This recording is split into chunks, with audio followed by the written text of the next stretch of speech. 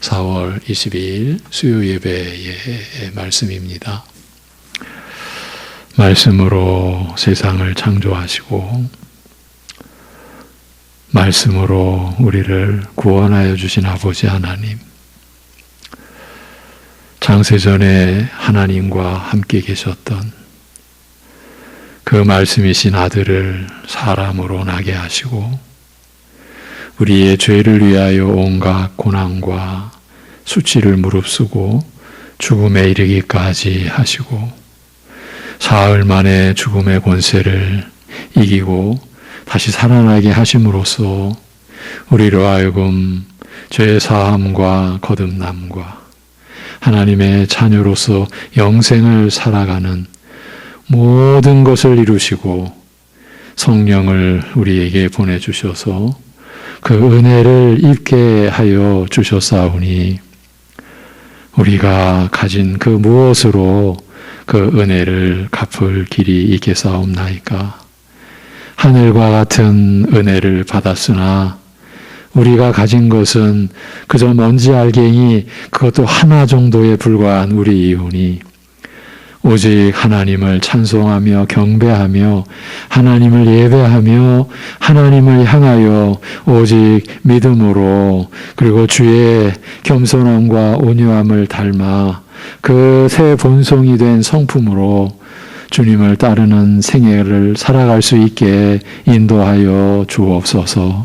아버지 하나님, 참으로 이 지구상 너무나 참 어둡고 고통스러운 참으로 전쟁의 참화가 일어나고 있는 이 지구, 이 땅을 굽어 살펴 주옵소서.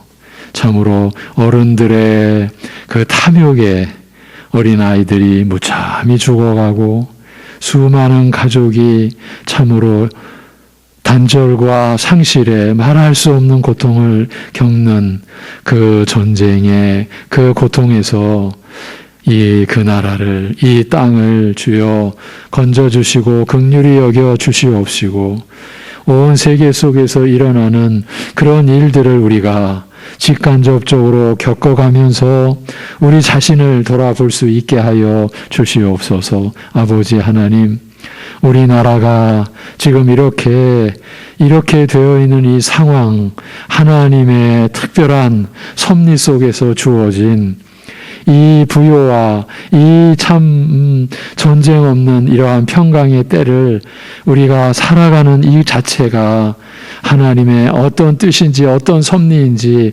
돌아볼 수 있도록 하여 주시옵소서. 아버지 하나님, 오늘은 국가적으로 이 땅에 가장 연약한 우리 이 지체들, 우리 장애인을 기억하고 그들을 생각하는 날로 정해놓고 있는 그날입니다. 아버지 하나님, 어쩌면 우리가 지닐 연약함을 그들이 지니고 있어서 우리 그들보다 온전한 우리가 그들에 대하여 마치 빚진 자처럼 살아야 하는 것이 마땅하지 않나 싶습니다.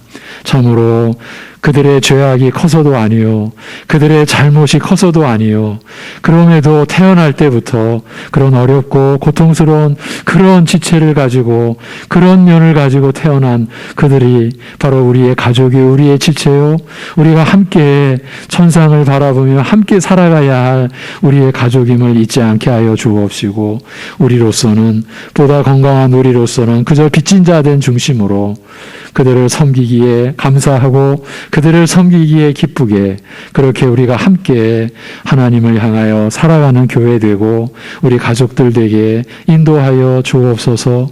오늘도 말씀하여 주옵소서. 참으로 하나님께서 연약한 종을 통해 하나님의 말씀을 전해 주실 때에 주님의 말씀으로 주님의 그 사역과 주님의 목회로 우리가 기억하고 받아들이고 그 말씀을 받을 수 있게 성령께서 역사하여 주시옵소서. 모든 것 주님께 의탁하오며 우리 주 예수 그리스도의 이름으로 기도하옵나이다. 아멘. 누가복음 9장 1절에서 9절입니다. 누가복음 9장 1절에서 9절.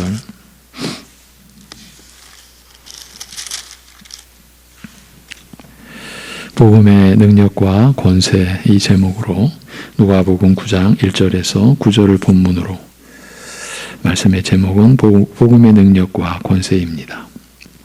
예수께서 12 제자를 불러 모으사 모든 귀신을 제어하며 병을 고치는 능력과 권위를 주시고 하나님의 나라를 전파하며 앓는 자를 고치게 하려고 내보내시며 이르시되 여행을 위하여 아무것도 가지지 말라.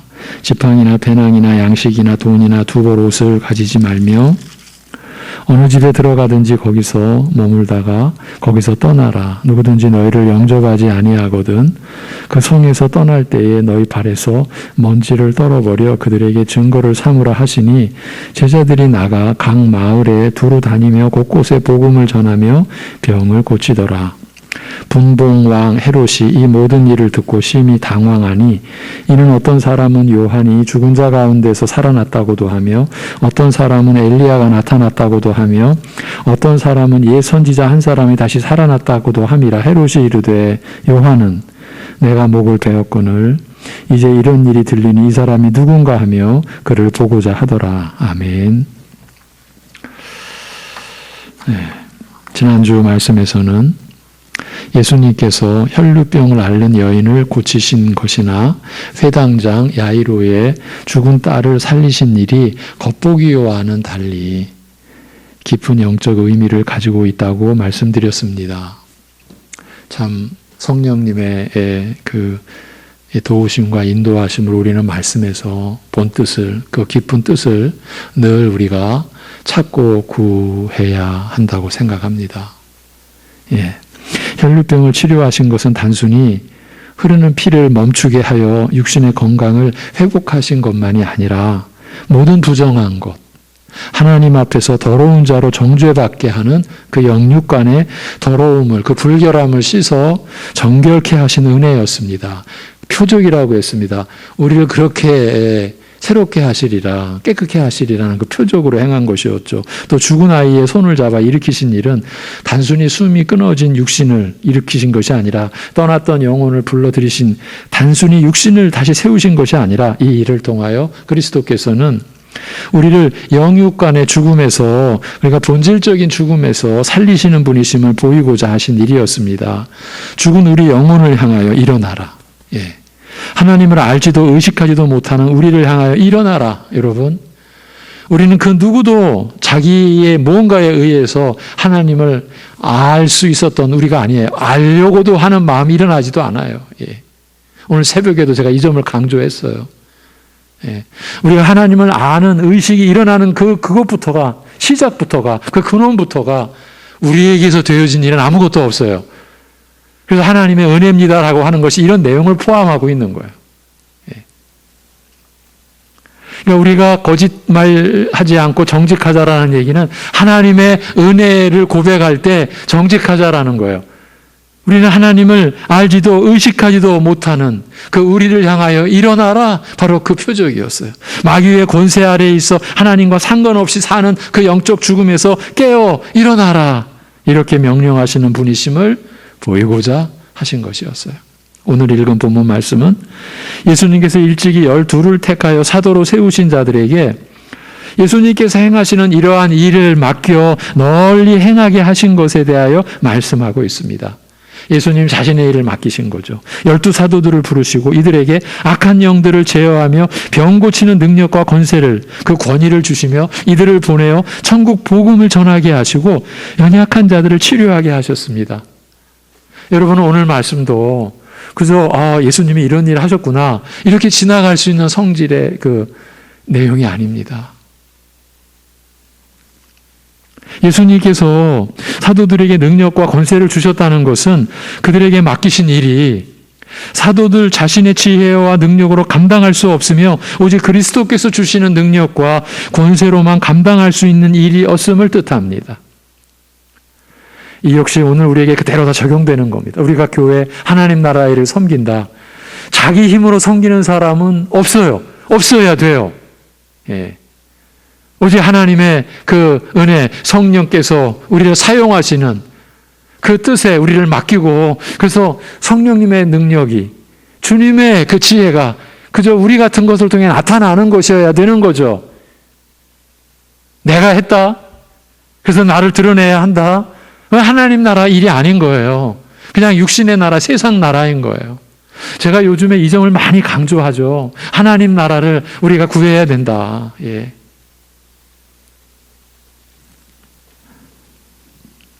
말하자면 어떤 의미에서 예수님께서 친히 자신의 능력과 권세로 사도들을 통하여 예수님 자신의 일을, 그가 이루고자 하시는 일을 행하셨다고 할 수 있는 것이에요.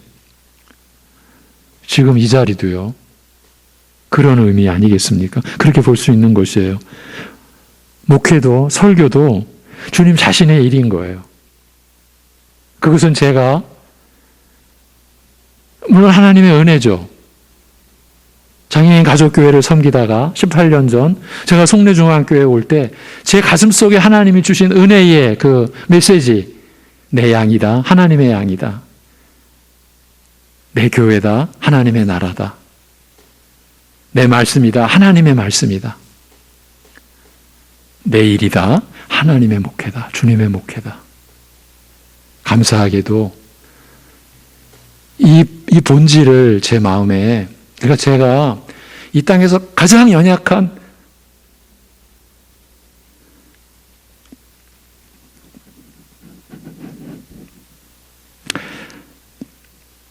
제가 그들과 10년을 살았잖아요. 40대 10년, 딱 40대 10년을 그 연약한 우리 장애인 친구들과 살면서, 그리고 제가 송내중앙교회 이제 올 때에 제 마음속에 그 교훈을 새겨주신 거예요. 그러니까 제가 이 땅에서 가장 연약한 친구들하고 함께 있으면서 받은 은혜예요.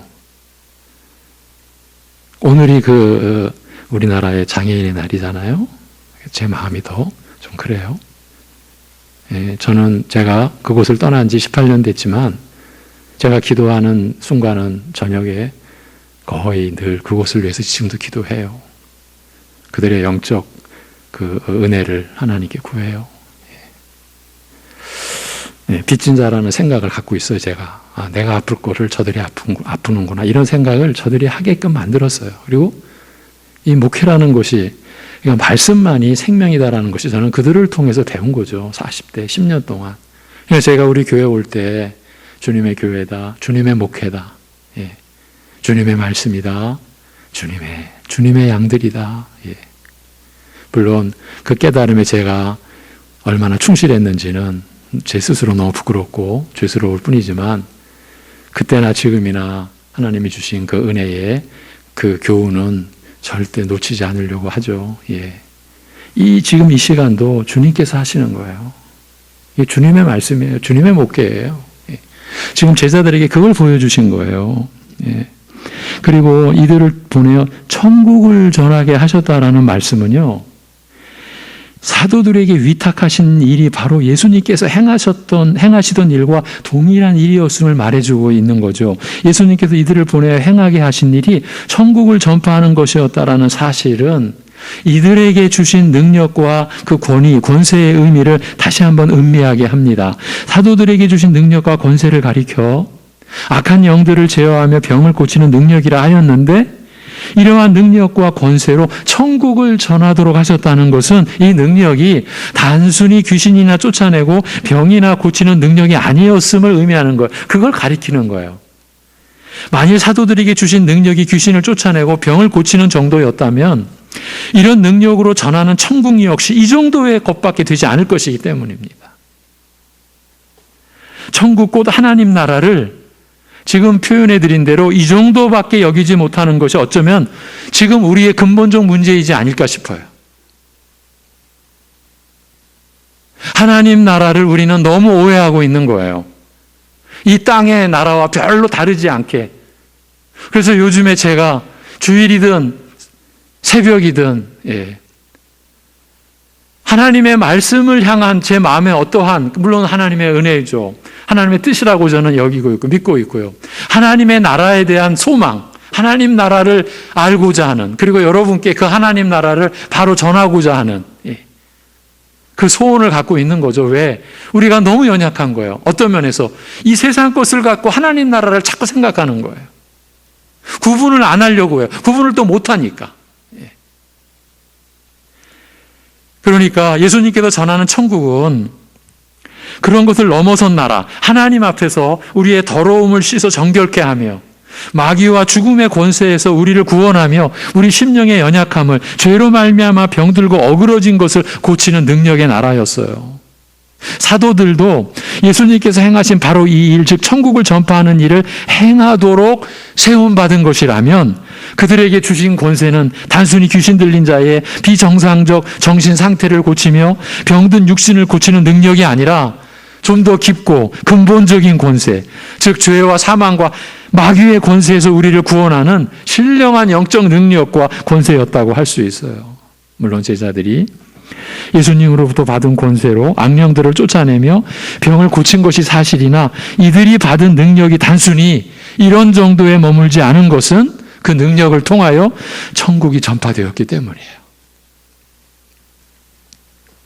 단순히 귀신이 쫓겨나고 병이 치료된 것으로 끝났다면 이것은 신령한 영적 천국과는 상관없는 일이었을 것입니다. 바로 이 점이 중요한 거예요. 그러나 그들이 전하는 복음의 말씀을 통하여 영적 천국이 전파되었으며 그렇기 때문에 귀신이 축출되고 모든 질병이 치료된 것은 실상 진정한 영적 자유와 영적 치유를 가리키는 표적이었던 것입니다. 우리로 하여금 하나님의 나라와 그의 의를 구하라는 말씀, 그 말씀과 같은 내용, 그 말씀을 가리키는 내용이었던 거예요. 예수님께서 제자들을 보내어 천국을 전하게 하시고 연약한 자들을 고치게 하신 일에서 천국을 전하는 것과 병을 고치는 것을 따로 떼어서 생각하는 것은 잘못입니다. 천국 복음을 전하신 것과 병자를 치료하신 것을 분리해서 생각할 수 없다는 말씀입니다. 병을 고치는 일은 천국을 전파하는 일의 일부로 행한 것이며 천국이 신령한 영적 치유의 나라임을, 영육간에 우리의 모든 것을 온전히 치유하는 그런 나라임을 가리키는 표적으로 행한 것이었어요. 죄로 말미암아 어그러지고 병든 우리의 영혼을 치유할 뿐만 아니라 죄로 말미암아 병들고 죽어 썩어질 우리 몸도 마지막 날에 온전케 하사 영화롭게 하시는 그 치유의 나라임을 가리키기 위한 표적으로 행한 것입니다. 예수님과 사도들이 병든 육신을 고치신 일은 이처럼 그 이면에 깊은 뜻을 함축한 일이었다라는 말씀입니다. 우리가 아는 대로요, 예수님 당시 유대인들도 그러나 표적을 못 봤던 거예요. 먹고 배부른 까닭이요, 그저 병 낳고 귀신이 축출되는 그 역사만을 그냥 누렸을 뿐이 그걸로 끝난 거예요. 오늘 우리도 이러한 말씀에서 하나님께서 우리를 인도하시고 세우시려는 그 하나님 나라를 우리가 구하지 않고 육신의 나라, 이 땅의 것. 그래서 골로새서에서 우리가 구하는 건 땅의 것이 아니라고, 위의 것이라고, 하나님의 나라라고.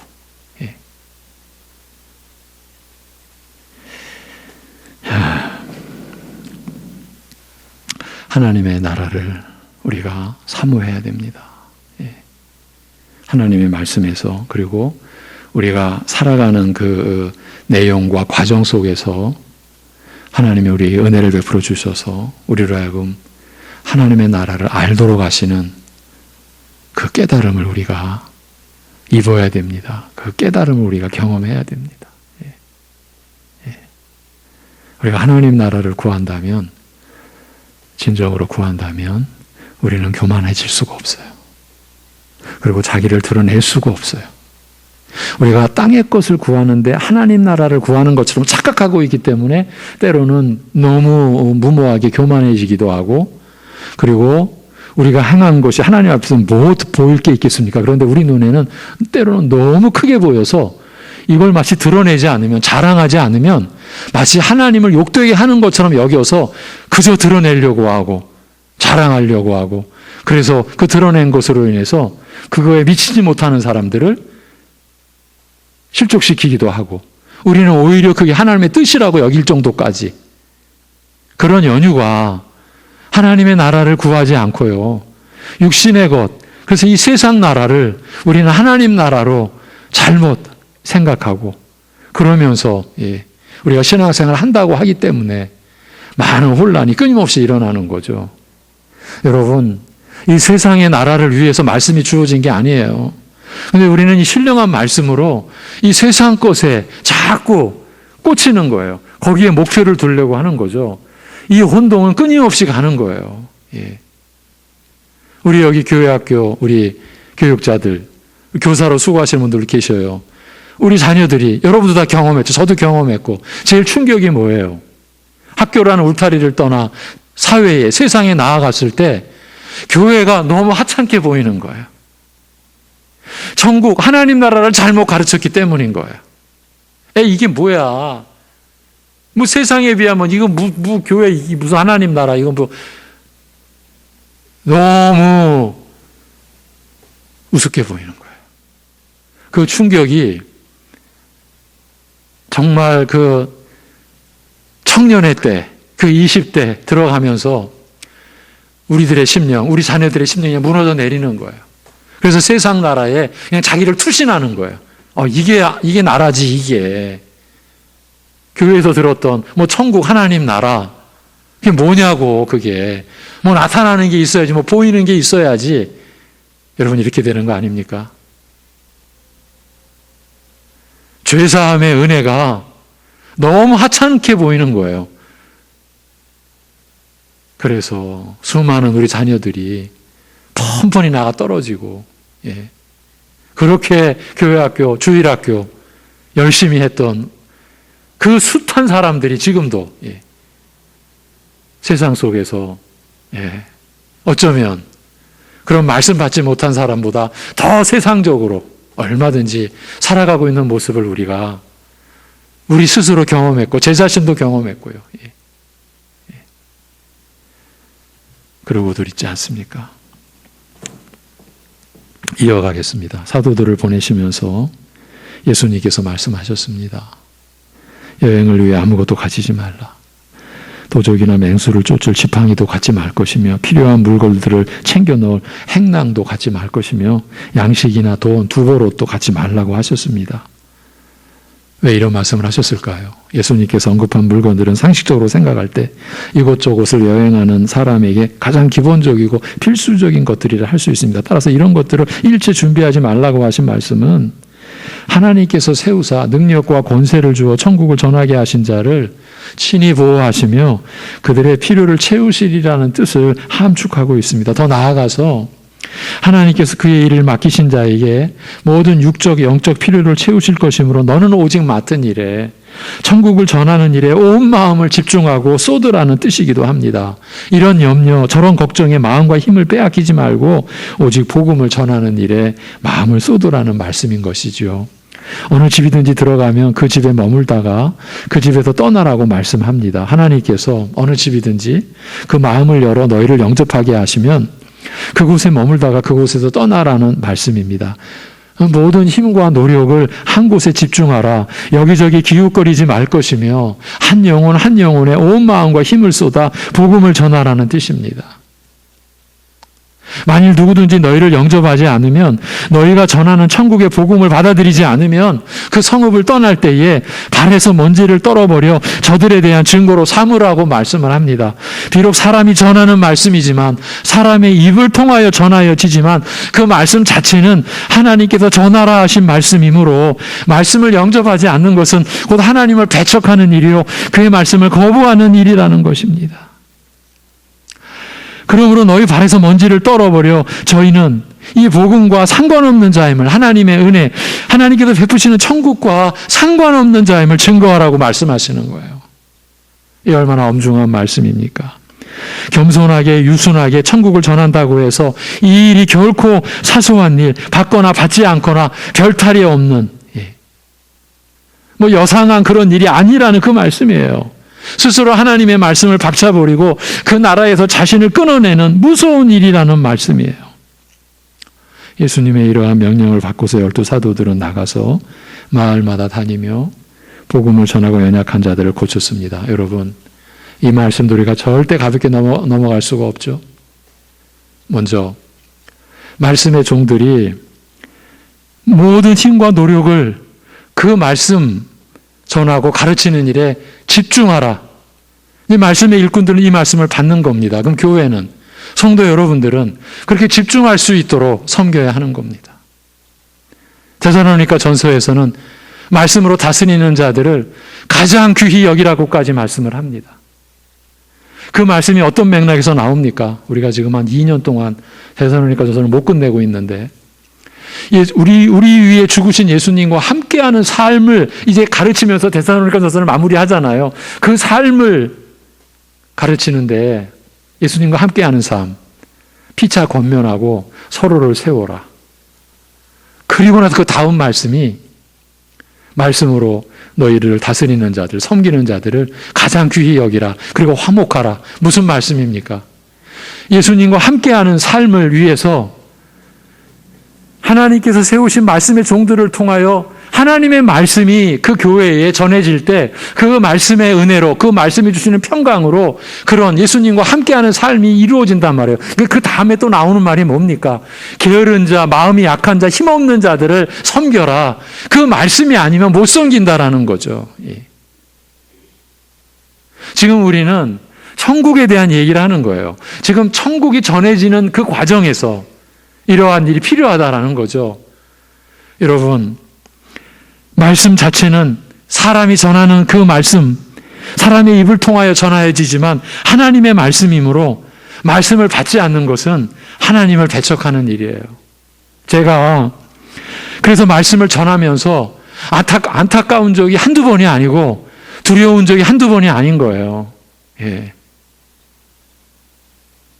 제가 어릴 적은 어쩌면요, 더 용감해서 제가 말씀을 전하면서 뭐 아이 컨택이라고 그러든 눈 마주치면서 제가 요즘에는 거의 못해요. 왜 그런 줄 아십니까? 제 솔직한 고백이에요. 두려움 때문에 어떤 때는 말씀을 듣는 여러분의 모습 속에서 제 마음을 떨리게 하는 장면들이 계속 나오니까 어느 순간 제가 포기한 거예요. 그저 말씀에만 집중하자. 이게 저의 연약함이에요. 죄송하죠. 말씀을 받지 않는 모습이 저를 떨리게 하는 거예요. 두려운 거예요. 그래서 제가 사실 얼마 전에는 주일 예배 때도요, 제가 막 여기를 막 치면서 눈을 감고 계시지 말라고, 주무시지 말라고 제가 이런 적도 있었죠. 제가 그렇게 말씀을 인도하고 나면 그 주간은 제가 참 힘들어요. 저 스스로의 그 연약함 때문에 또 자책감 때문에 좀 참지. 사실 참 힘들어요. 예. 그런데 너무 안타까워서. 예.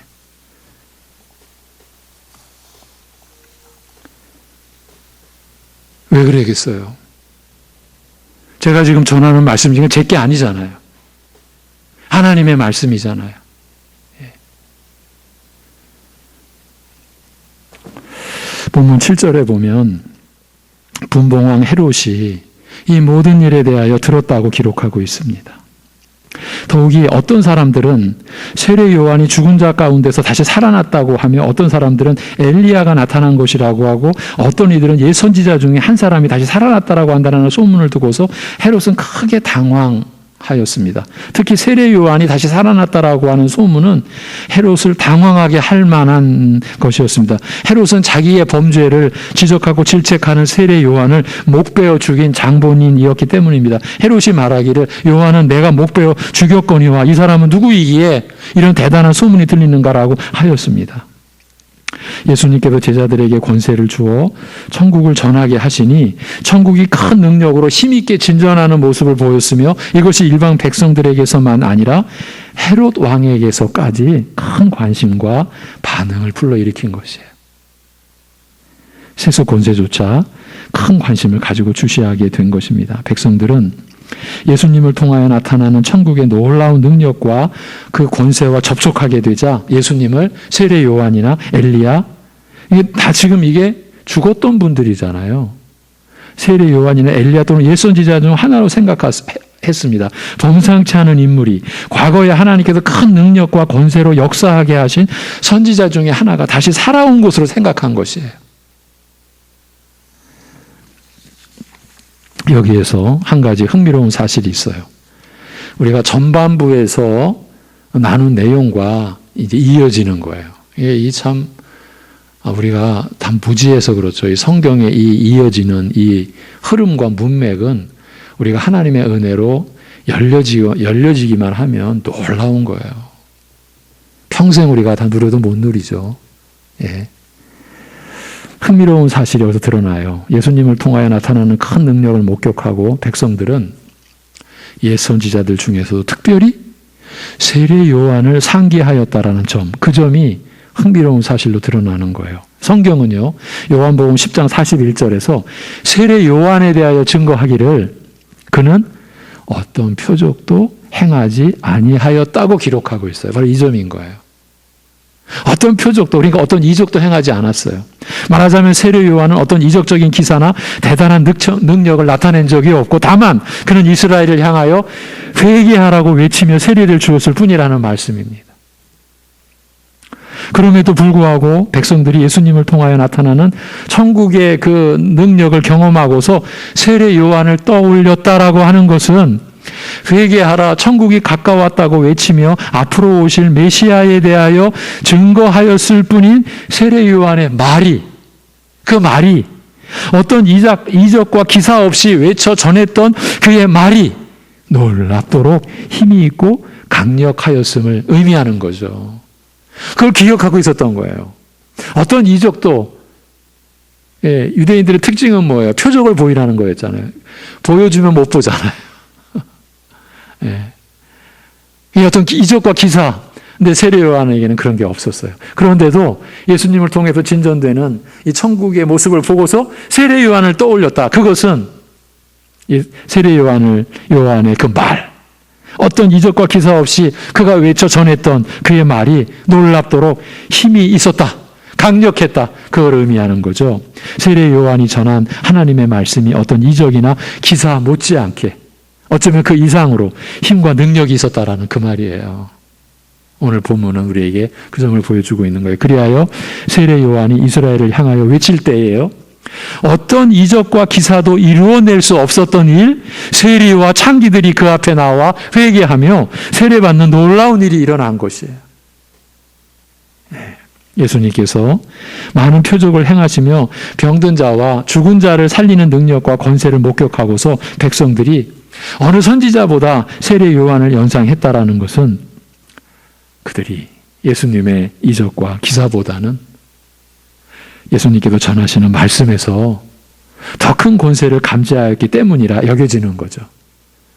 이 세례 요한을 이들이 떠올렸다. 세례 요한 아니야? 이렇게 나왔다라고 하는 것이 이러한 의미가 담겨져 있었다라는 거죠. 그러니까 예수님에게서도 그 어떤 기적과 이사보다 예수님께서 전하시는 말씀에서 저들이 세례 요한에게서 경험했던 그 큰 권세, 그것을 감지하였기 때문이 아니겠냐 하는 거죠. 예수님의 말씀에서 큰 권세와 능력을 느꼈기 때문에 백성들은 아무 이적이나 기사를 행하지 않고서 오직 말씀으로 이스라엘의 큰 회개의 역사를 일으킨 세례 요한을 떠올렸던 것이죠. 이것을 누가는 성령님의 인도하심으로 이 맥락 속에서, 이 흐름 속에 이걸 기록해 놓은 거예요. 우리로 하여금 가르침을 받도록. 마태복음 7장 28절 29절에 보면 예수님께서 이 말씀을 마치심에 무리들이 그의 가르침에 놀라니 이는 그 가르치는 것이 권위 있는 자와 같고 권세 있는 자와 같고 그들의 서기관들과 같이 아니함일러라고 그렇게 말씀하고 있습니다. 백성들이 예수님에게서 동일한 하나님의 말씀을 가르치는 서기관과 다른 점을 느낀 것은 바로 예수님의 가르침에는 권세가 있었기 때문이라는 말씀입니다. 예수님께서 가르치시는 말씀에는 다른 사람에게서는 볼 수 없는 권세가 있었던 것입니다. 예수님께서 하시는 말씀에서 큰 두려움을 느낄 만큼 강력한 능력과 권세를 느낀 것입니다. 예수님의 말씀이 사람의 심령으로 믿어 굴복해 하는 강력한 능력을 나타내는 것을 본 것이죠. 누가는 그 점을 기록해 놓은 거예요. 그것도 그들이 제자들을 통해서도 예수님이 전하시는 그 천국이 진전하는 그 모습을 보면서 세례 요한을 떠올렸다 하는 그 점이 무엇보다 엘리야보다 다른 선지자보다 먼저 세례 요한을 저들이 떠올렸다라고 하는 그 점이 가르치는 바가 무엇이냐? 어떤 이적도 기사도 행하지 않았던 오직 회개하라 천국이 가까웠느니라. 그래서 예수님의 오실 길을 예비했던 그 세례 요한에게 나와 요단강에서 회개의 세례를 받았던 세례와 창기들조차도 거의 모든 유대인들이 요단강에 나와서 그 회개의 세례를 받는 전무후무한 역사가 그 어떤 이적과 기사도 이루어낼 수 없었던 그 일을 세례 요한은 회개하라 천국에 가까웠느니라 그 외치는 말로 그 역사를 일으켰던 그것을 기억하고 있었던 유대인들이 예수님의 말씀에서도 그 권세를 느꼈던 것이죠. 여러분, 우리가 기도해야 될 내용이 이것 아닙니까? 하나님의 말씀이 우리 안에서 역사하게 하여 주옵소서. 하나님께서 세우신 말씀의 종들을 통해서 나타나는 전해지는 이 말씀이 우리 안에서 역사하도록. 여러분, 그게 데살로니가 전서 우리 지금 나라의 면적보다 어쩌면 더 큰 그 지역에 모든 믿는 자의 본이 되었어요. 그러면 그들의 형편이 너무 여유로웠고 좋았습니까? 말할 수 없는 환난과 고난이 그들을 덮쳐 있었어요. 그런 상황에서도 그들 가운데 오직 말씀이 역사하였어요. 그런 표현이 나오죠. 사람의 말로 받지 아니한 거예요. 말씀의 종들로 일꾼들로 인해 전해지는 그 말씀을 사람의 말로 받지 아니하고 하나님의 말씀으로 받으면서 그 말씀이 그들 가운데 역사했어요. 그래서 놀라운 표현이에요. 모든 믿는 자의 본이 됐어요. 데살로니가 교회 안에. 그러니까 그들은 하나님 나라를 바라봤어요. 그래서 데살로니가 전후서에 보면요, 그러니까 이 세상에 이제 이어올 예수님의 재림에 그리고 그 재림 이후에 그 암시해 주는 말씀이 그 어떤 서신보다 풍성한 거예요. 그들이 그 환난 속에서 믿음을 가졌다. 그러면서 그들에게서 일어난 하나의 그 표적은 말씀이 역사했어요. 그러한 그들에게는 죽음을 이기신 예수님의 은혜 안에서 자신들도 그 죽음을 이기신 권세에 이미 참여한 자로 예수님과 연합한 자로 그래서 우리를 위해 죽으신 예수님과 함께 사는 자신들을 의식하고 그들은 이 땅을 살면서도 하나님 나라를 바라보고 예수님의 다시 오신 그 이후에 펼쳐질 영원한 하나님 나라에 대한 소망을 붙들고 그래서 그들을 향해서 그 유명한 말씀 항상 기뻐하라 쉬지 말고 기도하라 범사에 감사하라 이는 그리스도 예수 안에서 너희를 향하신 하나님의 뜻이니라고 하는 이 말씀이 그들에게 주어졌던 것이죠. 우리 역시 하나님의 말씀이 역사하는 교회 기억하세요? 물론 여기 18년 전에는 안 계셨던 분들도 계시니까 제가 저희 교회에 와서 처음 딱 내걸었던 표 이제 다 표 없앴잖아요. 이것도 세상을 다른 것이라는 걸 깨닫고 나서는 다 없애버렸죠. 성경이 있는데 무슨 여기 표가 무슨 필요가 있어요.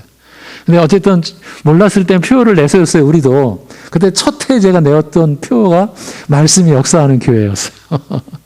말씀이 역사하는 교회 되게 해달라고. 왜 그랬겠어요? 제가 우리 교회를 섬기러 올 때 참 하나님의 은혜로 제 가슴 속에 내 말씀으로 내 교회를 섬겨라. 내 말로 하나님의 말씀으로 나의 교회를 섬겨라. 네 목회가 아니라 내 목회다. 네 양이 아니라 내 양이다. 이런 분명한 확신을 주셨기 때문에 제가 여러분을 만날 때 말씀이 역사하는 교회 되게 해주시옵소서. 지금도 마찬가지예요. 어쩌면 더 간절해졌다고 할 수 있겠죠. 그거밖에는 길이 없으니까. 기도하겠습니다. 하나님 아버지, 하나님께서 이루어 가신 하나님 나라, 결코 어떠한 상황에서도 그 하나님 나라의 역사는 멈춤이 없고 그쳐짐이 없고 훼손됨이 없고 우리의 눈에는 없어지는 것 같이, 우리의 눈에는 사라지는 것 같이, 우리의 눈에는 아무런 능력이 없는 것 같이 보일 때에도 하나님의 이 땅을 창조하시고 운영하시는 그보다 더 큰 권능과 사랑과 은혜로 복음으로 이루어지는 주님의 나라, 주님의 교회를 세워가시는 그 권능을 오늘도 말씀을 통해서 우리에게 보여주시고 우리로 하여금 하나님께서 보여주신 모든 표적, 모든 말씀을 통해서 우리가 구하는 하나님 나라, 영생의 나라, 이미 우리가 영생을 지닌 자로서 그 나라를 구하며 살아가는 그 지혜를 우리로 하여금 또 구하도록 말씀 주심을 감사합니다. 하나님 아버지, 참으로 말씀을 받는 것이 하나님을 영접하는 것이라는 이 점에 있어서 우리 모든 가족들 다시 일깨움을 받는 그런 역사 허락하여 주옵소서. 개인적으로 성경을 볼 때나 또 예배를 통해 하나님의 말씀을 받을 때나 하지만 하나님의 말씀을 사람을 통해서 증거되어지는 그 말씀이 하나님의 말씀임을, 그래서 하나님을 영접하고 하나님을 받는 것임을 그렇게 고백할 수 있는 그러한 중심이, 그러한 믿음의 중심이 우리 안에 새로 닦여질 수 있게 하여 주옵소서. 그래서 우리 가정이나 우리 교회가 말씀이 역사하는, 그리하여 말씀으로 세워져 가는, 그래서 이 땅의 것을 흉내내는 것이 아니라 하나님의 나라를, 이 땅의 것은 흉내낼 수 없는 그 초월한 하나님의 나라가 가정에서 우리 교회 안에서 이루어지는 역사를 허락하여 주시옵소서. 그리하여 우리가 주님과 참으로 함께 십자가에 못 박혀 옛사람은 죽고 부활하신 주님과 연합하여 그 새 생명을 지녀서 이제 새 사람, 그리고 하나님을 향하여 살아가는 새 생명을 받은 자로 우리가 주님을 늘 바라보고 주님을 의지하고 주님과 함께 동행하는 삶을 우리가 누려갈 수 있게 하여 주옵시고, 가정에서 우리의 현실에서 우리의 지금 살아가는 그 터전에서 하나님의 나라를 구하며 하나님과 동행하는 삶을 말씀을 통해서 가르침받고 말씀을 통해서 인도함 받으면서 그야말로 영생을 지닌 자로 살아가는, 그래 이 세상의 빛으로 소금으로 살아가는 우리의 한 사람 한 사람들 되게 인도하여 주시옵소서. 아버지 하나님, 참으로 우리로 하여금 깨달음을 주셔서 이 세상 나라와 하나님 나라를 혼동하거나 세상 나라를 하나님 나라로 오해하거나 착각하는 어리석음에서 우리를 건져주시고 끄집어내어 주시옵시고, 하나님 나라를 우리가 구함으로 인하여서 바랄 수 없는 중에 우리가 바라는 그 은혜 안에서 우리를 겸손케 하시고, 그럴수록 더 하나님께 간절히 은혜를 구하고 하나님을 바라며 살아가는 우리들 되게 인도하여 주시옵소서. 그렇게 됨으로 인하여서 우리가 이 세상에서 가장 작은 자 됨을 알게 하여 주옵시고, 현실적으로 가장 작은 자들을 우리가 섬기는 일에 더 마음을 쓰고 기쁨으로 그 일을 감당하고, 그러한 수고가 참으로 우리에게 기쁨이요 하나님께 기쁨이 됨을 확신하는 그러한 교회, 그러한 가정, 그러한 우리들 되게 인도하여 주시옵소서. 우리 주 예수 그리스도의 이름으로 기도하옵나이다. 아멘.